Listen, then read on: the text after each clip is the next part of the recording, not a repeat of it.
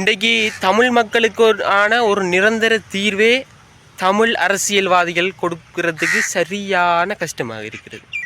அதே போல் நம்மளோட தமிழ் அதிகாரிகளும் கவனம் செலுத்துறன்றது சரியான மோசமாகத்தான் இருக்கு.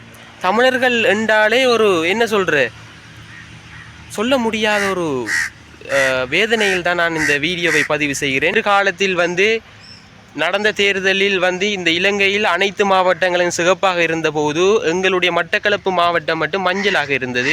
அது எல்லோருக்குமே தெரியும். அதே மட்டக்களப்பு மாவட்டம் இனிவரும் காலங்களில் மொத்த மாவட்டங்களைப் போலவும் சிகப்பாக மாறக்கூடும். தமிழ் பேசுகின்ற அத்தனை உறவுகளுக்கும் இன்னொரு வணக்கத்தை நான் தெரிவித்துக் கொள்கின்றேன். சில நாட்களுக்கு முன்னுக்கு நான் மட்டக்களப்பு முதல்வருக்கு ஒரு வீடியோ பதிவு செய்து வெளியிட்டிருந்தேன். மட்டக்களப்பு மாவட்டத்தில் அதிகரித்து வருகின்ற வீதியோர குப்பைகள் தொடர்பாகத்தான் அந்த வீடியோவை பதிவு செய்திருந்தேன். ஆனால் அதுக்கு ஒரு சிறந்த ஒரு தீர்வு ஒன்று தந்திருந்தார்.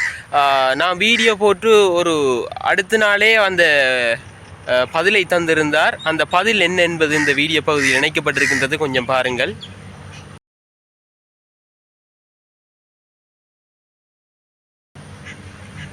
அதே போன்று இப்போ அதே இடத்துல நான் நிற்கிறேன்.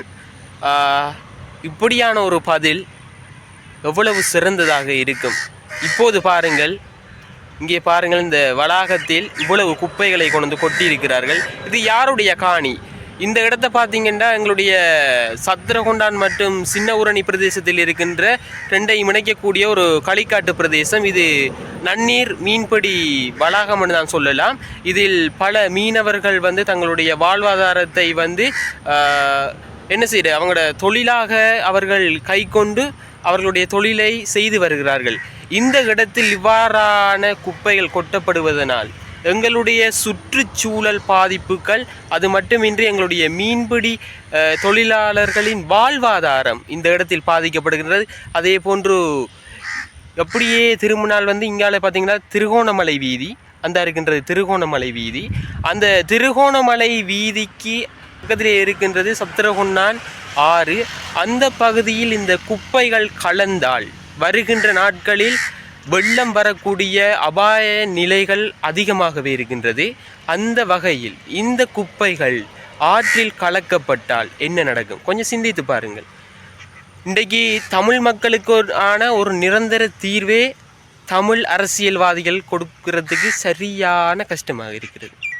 அதே போல் நம்மளோட தமிழ் அதிகாரிகளும் கவனம் செலுத்துறன்றது சரியான மோசமாகத்தான் இருக்கு. தமிழர்கள் என்றாலே ஒரு என்ன சொல்ல முடியாத ஒரு வேதனையில் தான் நான் இந்த வீடியோவை பதிவு செய்கிறேன். இன்னமும் இதற்கான நிரந்தர தீர்வு பெற்றுக் கொடுக்கப்படவில்லை என்று தான் சொல்லலாம். மிகவும் மனவருத்தமாக இருக்கின்றது. தயவு செய்து எங்களுக்கு ஒரு நிரந்தரமான தீர்வு. இந்த போட் வைக்கிறதால மட்டும் குப்பை கொட்டாமல் போக மாட்டாங்க. இந்த பாருங்கள், அவ்வளோ குப்பையும் கொட்டி இந்த இடத்துல நெருப்பு வச்சிருக்காங்க. இப்போ நான் அந்த வீடியோ பகுதியில் காட்டுறேன், நல்ல வடிவாக காட்டுறேன், தெளிவாக நெருப்பு வச்சிருக்காங்க. இதை நான் குப்பை கொட்டுற இடமா சொல்லுங்கள்? இதே போல் பல வீதிகளில் குப்பைகளை கொட்டி செல்கிறார்கள். நிரந்தரமாக திண்ம கழிவு முகாமைத்துவத்தை சிறப்பாக செய்கிறதுக்கு ஒரு உதவியை செய்யுங்க. மக்கள நலன்களை பேணும் வகையிலும் எங்களுடைய மாவட்டத்தை சுத்தமாக வைத்திருக்கின்ற வகையிலையும் தயவு செய்து ஒரு நடவடிக்கை எடுங்கள். கடைசியாக நடந்த கூட்டத்தில் கூட பல அபிவிருத்தி சார்பான பல விடயங்களை நீங்கள் பேசியிருந்தீங்க. இந்த விடயத்தை மட்டும் கண்டுகொள்ளாமல் விட்டது எங்களுக்கு ஒரு மனவருத்தமாகத்தான் இருக்கின்றது. இந்த பதாதை வைக்கப்பட்ட பின்னரும் அதிகமான குப்பைகள் இந்த இடத்தில் கொண்ட வண்ணமே இருக்கின்றது என்பதை தான் இந்த இடத்தில் நான் கூற விரும்புகிறேன். அதே போன்று இந்த இடத்தில் ஒரு ஆபத்தான காரணி காணப்படுகின்றது. டெங்கு நுளம்புகள் உருவாகக்கூடிய சாத்தியக்கூறுகள் அதிகமாகவே காணப்படுகின்றது.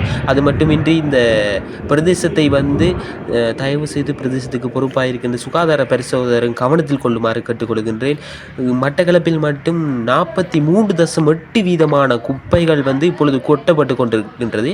அந்த வகையில் இனிவரும் காலங்களில் இந்த குப்பைகளின் அதிகரித்து கொண்டே போகலாம் என எதிர்பார்க்கப்படுகின்றது. தயவு செய்து உரிய அதிகாரிகளை கவனத்தில் கொள்ளுங்கள் என்று தான் மென்மேலுமாய் கூறிக்கொள்கின்றேன். எங்களுடைய மாவட்டம் எதிர்காலத்தில் ஆரோக்கியமாகவும் சுத்தமாகவும் இருக்கணும் என்றது எங்களுடைய நோக்கம். நாங்கள் தனி ஒருவராக அல்ல, பல மக்களுடைய அபிப்பிராயத்தின் பேர் தான் இந்த வீடியோவை பதிவு செய்கிறேன். தயவு செய்து கவனத்தில் கொள்ளுங்கள். எதிர்காலத்தில் நடந்த தேர்தலில் இந்த இலங்கையில் அனைத்து மாவட்டங்களும் சிகப்பாக இருந்தபோது எங்களுடைய மட்டக்களப்பு மாவட்டம் மட்டும் மஞ்சளாக இருந்தது. அது எல்லோருக்குமே தெரியும். அதே மட்டக்களப்பு மாவட்டம் இனிவரும் காலங்களில் மொத்த மாவட்டங்களைப் போலவும் சிகப்பாக மாறக்கூடும். ஏனென்று உங்களுக்கே விளங்கும். இவ்வாறான செயற்பாடுகளை துரிதமாக நீங்கள் துரித கதையில் செய்யாவிட்டால் எதிர்காலத்தில் இயற்கையை பாதுகாக்க வேண்டிய நாம் இயற்கையிலிருந்து அழிக்கப்படுவோம் என்பதனை இந்த வீடியோ பகுதியினூடாக உறுதிப்படுத்துகிறேன். தயவு செய்து இதற்கான வேகமான நடவடிக்கையை மேற்கொண்டு தயவு செய்து உரிய அதிகாரிகளே, மட்டக்களப்பு மாவட்டத்தில் இருக்கின்ற மாநகர சபை உறுப்பினர்களே, தயவு செய்து கவனத்தில் கொள்ளுங்கள்.